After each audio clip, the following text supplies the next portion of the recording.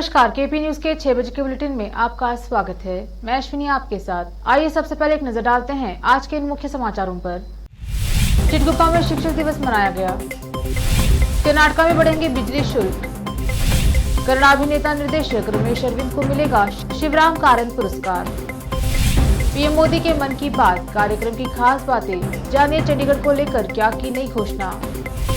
अंकिता भंडारी की postmortem reports को लेकर प्रियंका गांधी ने उठाए सवाल।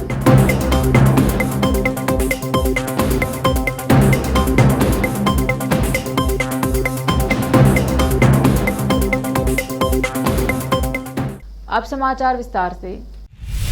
चिटगुप्पा में आज श्री संत शिरोमणि महादेश्वर गावी में चित्र शिक्षण अधिकारी द्वारा आजादी के 75वें अमृत महोत्सव होने पर 61 शिक्षक दिवस कार्यक्रम आयोजित किया गया, जिसका उद्घाटन विधायक राजशेखर पाटिल ने किया और कहा कि एक सफल व्यक्ति के पीछे उसका गुरु होता है। शिक्षा के बिना जीवन में कुछ हासिल नहीं किया जा सकता है। इस अवसर पर हुमनाबाद तहसीलदार रविंद्रया स्वामी, बीईओ वेंकटेश गोंदल, प्राथमिक विद्यालय शिक्षक संघ के जिला अध्यक्ष रविंदर रेड्डी, माली पटेल, नगर पालिका अध्यक्ष मालाश्री एस बोंतले सहित अन्य लोग उपस्थित रहे। चिटगुप्पा से मोहम्मद अजीम की रिपोर्ट।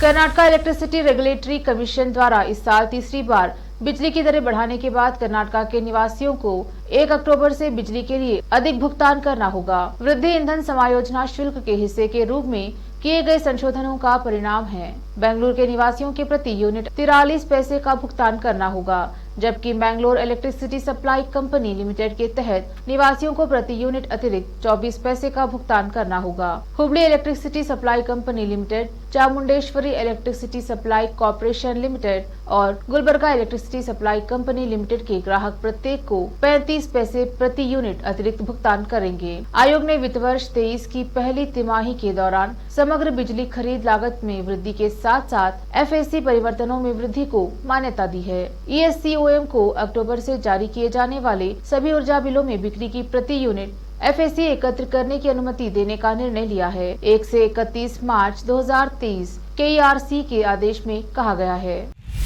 लोकप्रिय कन्नड़ फिल्म अभिनेता और निर्देशक रमेश अरविंद को इस साल के डॉक्टर शिवराम कारंत पुरस्कार के लिए चुना गया है। कर्नाटक के कुंडापुरा में शिवराम कारंत फाउंडेशन के अध्यक्ष आनंदी सी कुंदर ने शनिवार 24 सितंबर को कहा, एक अभिनेता, निर्देशक और संसाधन व्यक्ति के रूप में राष्ट्रीय स्तर पर उनकी सेवाओं को देखते हुए उन्हें यह पुरस्कार प्रदान किया जा रहा है। यह पुरस्कार ज्ञानपीठ पुरस्कार विजेता कोटा शिवराम कारंत के सम्मान में प्रतिवर्ष प्रदान किया जाता है। उन्होंने कहा, यह पुरस्कार 10 अक्टूबर को डॉक्टर शिवराम कारंत की जयंती पर प्रदान किया जाएगा। प्रधानमंत्री नरेंद्र मोदी ने आज महीने के अंतिम रविवार को मन की बात के 93वें एपिसोड को संबोधित किया। इस दौरान उन्होंने पिछले दिनों नाम्बिया से लाए गए चीतों, उनके देखभाल और आम लोग कब से उन्हें देख पाएंगे, इस विषय पर विस्तार से बताया। इसके साथ ही पीएम मोदी ने 28 सितंबर को शहीद भगत सिंह की जयंती पर चंडीगढ़ एयरपोर्ट का नाम बदलने का भी ऐलान किया। अब चंडीगढ़ एयरपोर्ट शहीद भगत सिंह के नाम से जाना जाएगा। पीएम मोदी ने कहा कि देश भर में लोगों ने भारत में चीतों के लौटने पर खुशियां जताई है। 130 करोड़ भारतवासी खुश हैं, गर्व से भरे हैं। यह भारत का प्राकृतिक प्रेम है। पीएम मोदी ने बताया कि एक टास्क फोर्स बनी है जो यह टास्क फोर्स चीतों की मॉनिटरिंग करेगी और ये देखेगी कि यहाँ के माहौल में वो कितने घुल मिल पाए हैं। इसी आधार पर कुछ महीने बाद कोई निर्णय लिया जाएगा और तब आप चीतों को देख पाएंगे। उत्तराखंड के अंकिता भंडारी मर्डर मामले को लेकर पूरे देश में आक्रोश का माहौल है। उत्तराखंड में लोग इस मामले को लेकर सड़कों पर विरोध प्रदर्शन कर रहे हैं और श्रीनगर में बाजार भी बंद हैं। इसी बीच कांग्रेस नेता प्रियंका गांधी ने इस मामले पर ट्वीट किया है। प्रियंका ने कहा, उत्तराखंड की अंकिता के साथ दिल दहलाने वाली घटना घटी, लेकिन इतनी बड़ी घटना के बाद भी प्रशासन केवल दिखावटी कार्रवाई तक सीमित है। जरा सोचिए कि अंकिता के माँ बाप पर क्या गुजर रही होगी। परिजनों का सवाल है कि घटना के सबूतों को क्यों मिटाया जा रहा है। प्रियंका ने कहा, पूरी पोस्टमार्टम रिपोर्ट उन्हें क्यों नहीं दी जा रही है।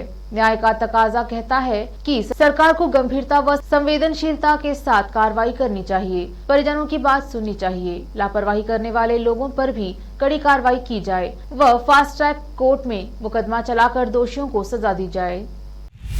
महाराष्ट्र की सियासत से एक और बड़ी खबर सामने आई है। शिंदे गुट के विधायक और कृषि मंत्री अब्दुल सत्तार ने बड़ा दावा किया है। उन्होंने कहा है कि बहुत जल्द उद्धव गुट के 2 से 3 सांसद और 5 विधायक एकनाथ शिंदे ग्रुप से जुड़ने वाले हैं। महाराष्ट्र के परभणी जिले में एक कार्यक्रम को संबोधित करते हुए सत्तार ने कहा कि आज ठाकरे गली गली घूम रहे हैं। अगर पहले घूमते तो आज उन पर यह नौबत नहीं आती। बता दें कि इस समय मुंबई के शिवाजी पार्क में दशहरा रैली कौन करेगा, इस बात को लेकर उद्धव गुट और शिंदे गुट में तनातनी चल रही है। हाल ही में इस बारे में बॉम्बे हाई कोर्ट ने उद्धव गुट को राहत देते हुए शिवाजी पार्क में 5 अक्टूबर को होने वाली दशहरा रैली की इजाजत दी थी। लेकिन अब सूत्रों के हवाले से ये खबर सामने आई है कि हाई कोर्ट के इस फैसले के खिलाफ शिंदे गुट सुप्रीम कोर्ट जाएगा। गौरतलब है कि शिवसेना अपनी स्थापना के समय से ही शिवाजी पार्क में दशहरा रैली कर रही है। लेते हैं छोटा सा ब्रेक, जल्द लौटेंगे ब्रेक के बाद। हिंदुस्तान के हर कोने में हम हैं मौजूद। 24 घंटे हालात पर गहरी नजर, खबरों से जुड़े चुपते सवालात और आपको दिखाता है धार्मिक, सामाजिक, राजनीतिक, लोकल और इंटरनेशनल न्यूज की सबसे बेहतर कवरेज जो आपको रखती है हर पल बाखबर। देश और दुनिया भर की खबर के लिए देखते रहें KP news 24/7। Noor education trust Bidar की ओर से चलाए जाने वाला Noor MEd and BEd college Bidar, recognized by NCTE Delhi and affiliated to Gulbarga University, Gulbarga. Admission are open for the academic year 2021-22. विशेषज्ञ और सक्षम शिक्षकों द्वारा शिक्षा प्राप्त करने के लिए नूर एमएड एंड बीएड कॉलेज में दाखिला लें और शांत वातावरण में शिक्षा प्राप्त करें। बीदर शहर में बेहतर शिक्षा का एकमात्र केंद्र Noor MEd and BEd college, Shahpur gate, Bidar. Phone numbers 9945283920, 8482221297। घर, दुकान और ऑफिस कितना भी सुंदर बनाया जाए और हर तरह से उन्हें सजाया जाए, अगर फर्नीचर ना हो तो सब अधूरा सा लगता है। और अच्छा फर्नीचर घर, दुकान और ऑफिस को 4 चांद लगाता है और देखने वालों में शान बढ़ाता है। और जब घर इतना सुंदर बनाया जाता है तो उसमें बेहतर और सुंदर फर्नीचर का भी उपयोग जरूरी है।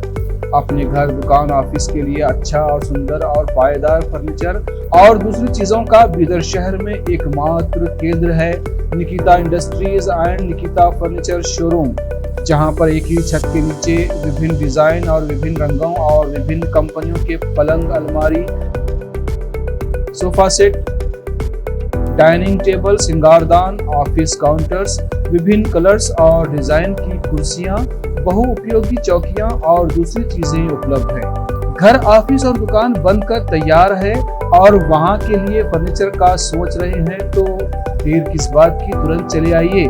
Nikita industries and Nikita furniture showroom, shed number C1, industrial estate, Gandhiganj, Bidar. अधिक जानकारी के लिए शोरूम के मालिक जयराज खंडे से इन नंबर्स पर संपर्क करें। 9448128148, 08482227010। ब्रेक के बाद स्वागत है आपका। देखते हैं आगे के समाचार। नई तकनीक और आधुनिक तरीके से रामपुर के किसान रमेश कुमार कर रहे हैं सफेद चंदन की खेती, कमा रहे हैं लाखों रुपए। साथ ही और किसानों को भी चंदन की खेती करने के लिए जागरूक कर रहे हैं। रामपुर में सफेद चंदन की बेंगलोर से पौधा लाकर नई तकनीक और आधुनिक तरीके से की जा रही है सफेद चंदन की खेती। यह एक सदाबहार वृक्ष है जिसमें औषधीय लाभों की अधिकता है। सफेद चंदन और पीत चंदन एक ही पेड़ से निकलते हैं। सफेद चंदन के पेड़ से एसेंशियल ऑयल, साबुन, परफ्यूम व कॉस्मेटिक्स प्रोडक्ट्स बनाए जाते हैं। रामपुर से नाजिम अली की रिपोर्ट। रमेश भाई, आप नई तकनीक से जो है चंदन की खेती कर रहे हैं। पहले देखा जाता है कि लाल चंदन होता था, अब आपने व्हाइट चंदन लेकर आए हैं बेंगलोर से। क्या है ये पूरी डिटेल? देखिए, चंदन जो है 2 प्रकार के होते हैं, एक सफ़ेद चंदन और एक लाल चंदन। तो जो लाल चंदन है वो ज़्यादातर मोस्टली पहाड़ों में होता है और साउथ में होता है, दक्षिण भारत में पाया जाता है। और जो सफ़ेद चंदन है ये इसके लिए जो मिट्टी होती है वो 7.5 pH यानी 7.5 pH की मिट्टी में आसानी से हो जाता है। तो हमारे जो नॉर्थ इंडिया है यहाँ पे 7.5 pH की मिट्टी पाई जाती है, इसीलिए मैं इस चंदन को जल लेके आया हूँ कि ये हमारे वातावरण में आसानी से हो जाए। किसानों की रामपुर की रुबीना ने धर्म परिवर्तन कर बनी बरेली की पुष्पा। पति को छोड़ प्रेमी के साथ हिंदू रीति रिवाज से की शादी।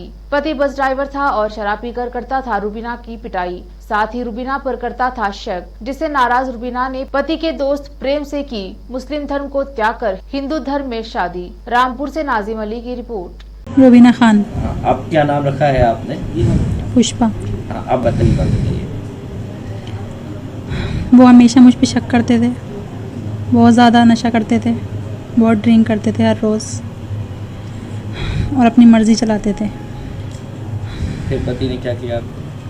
फिर उन्होंने मुझे तलाक दे दिया। किस तरीके से तलाक दिया?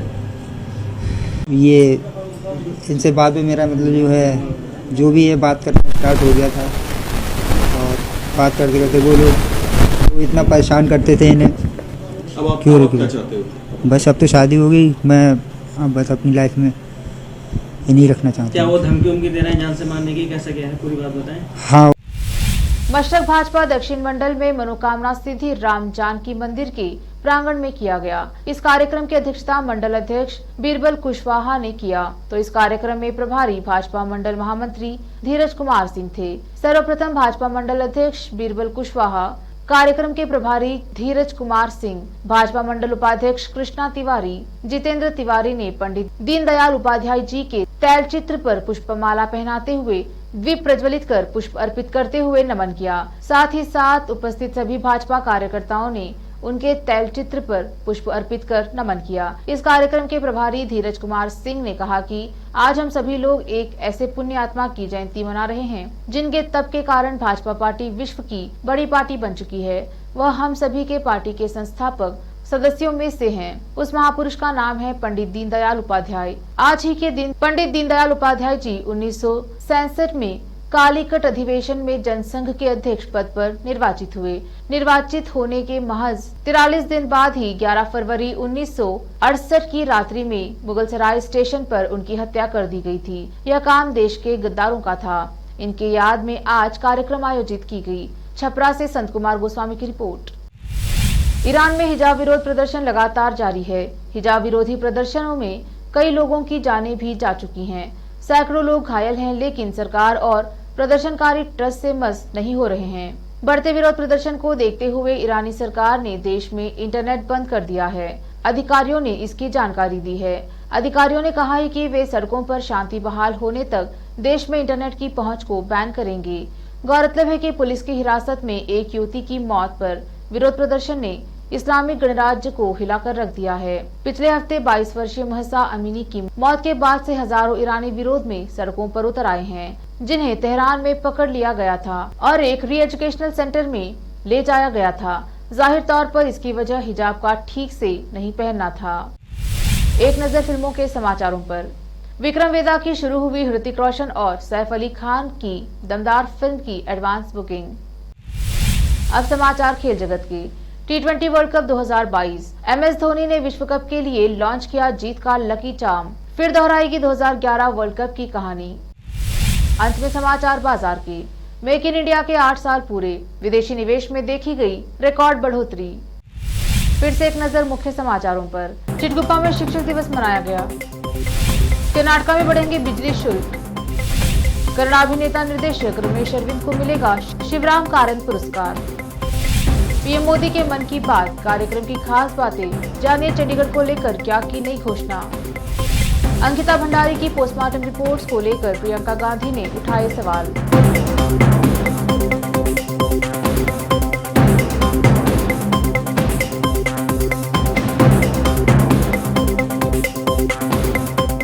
केपी न्यूज के 6 बजे के बुलेटिन में अब तक के लिए इतना ही। अन्य समाचारों के लिए देखते रहिए केपी न्यूज 24/7।